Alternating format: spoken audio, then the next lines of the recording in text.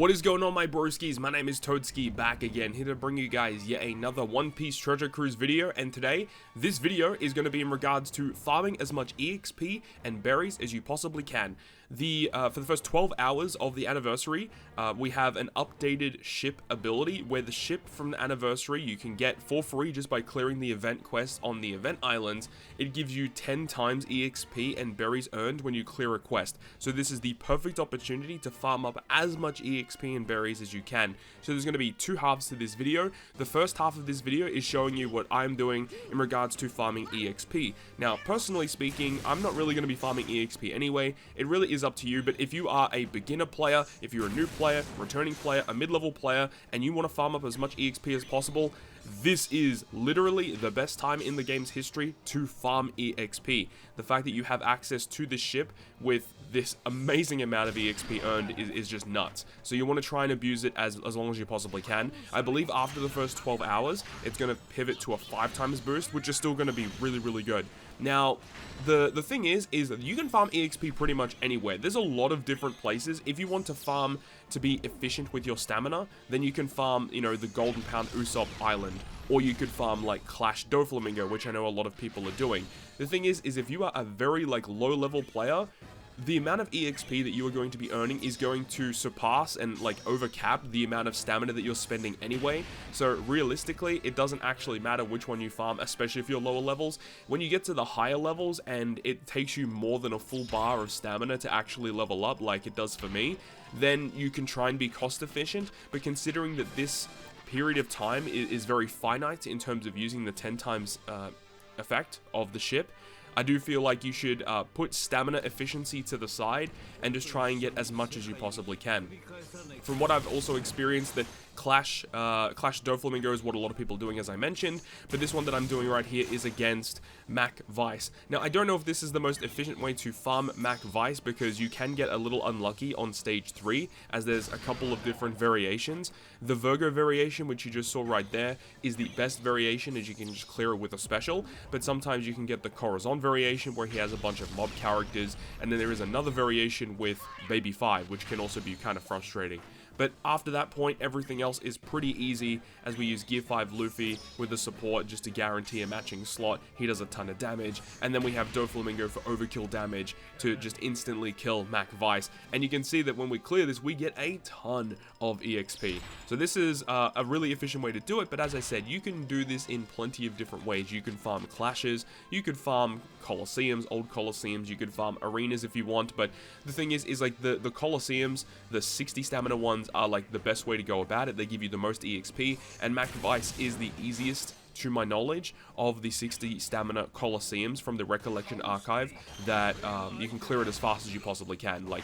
It really does make a big difference. You want to try and pick an easy one. Another thing as well is that this ship gives you max special level, so all of your characters are maxed, meaning you can abuse really powerful specials that have really powerful wave clearing mechanics to get through this content as fast as possible.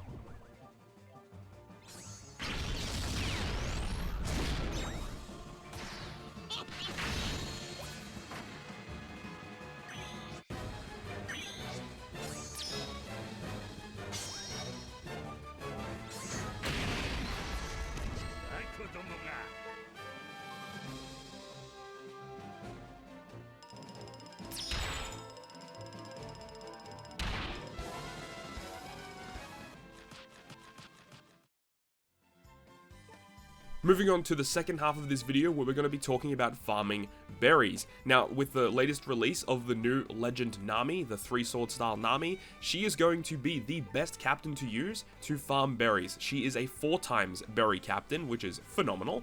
That alongside the ship with a 10 times bonus, and then the next best captain to be using is going to be Guild Tesoro. I believe it is a 3 times or a 2.5 times boost, and with this team here, we are essentially doing wave clearing mechanics once again. You can get the variation that you just saw here. As soon as I started the run, I ended up finding the variation where you get Rob Lucci. Lucci has a lot of HP and may take multiple specials or even normal attacks to take down. Not really that big of an issue though, because if you do find Rob Lucci mini-boss, he actually gives you more berries at the end of the quest. So even though it does slow down your run a tiny bit, it will actually net you more profit, so definitely worthwhile either way. So for this team, I would normally use Zorojiro for my wave clearing. However, one thing that I did notice is that if you do run Zorojiro, it will trigger the EX super effect of Nami to activate, meaning every time you start a quest, you have to wait for that little cut-in of Nami's EX super to say that it is available to be used. So instead of doing that, I replaced Zorojiro with the rare recruit Vista. I'd use Vista all the time on treasure map fights where he has double special activation, he does 100,000 damage, wave clear. So by using Eneru first, the treasure map free-to-play unit of Eneru, then we use the 2 wave clear specials of Vista, and then allows basically Eneru to fully charge back up for the final stage. Roger is a fantastic unit to use, guaranteed 1.5 million damage to everyone through everything, so that's really good. You can use it on the final stage here to wave clear, but just efficiency wise in terms of getting through it as fast as possible, using the wave clear of Eneru first, then the 2 Vistas, and then Roger, it means that Eneru will fully charge back once again for the final stage. Now what you could do is you could also just use the special ability of Guild Tesoro. Tesoro does also have a wave clearing special.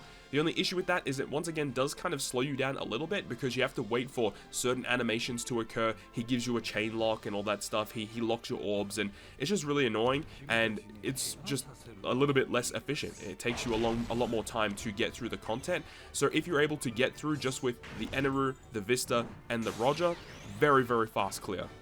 However, if you do encounter that Rob Lucci, as I said, you may need an additional special ability. That's why I opted to use Big Mom, and then like you could just use Big Mom twice and that will kill him, or you could go ahead and have like, you know, Big Mom plus Eneru. That also does work as well. So this is my teams that I have versus EXP and berry farming.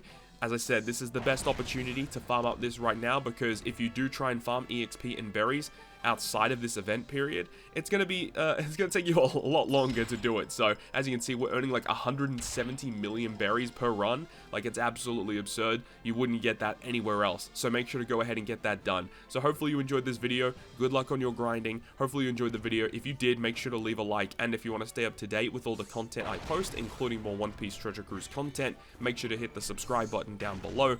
On that, guys, I'll see you guys within the next video.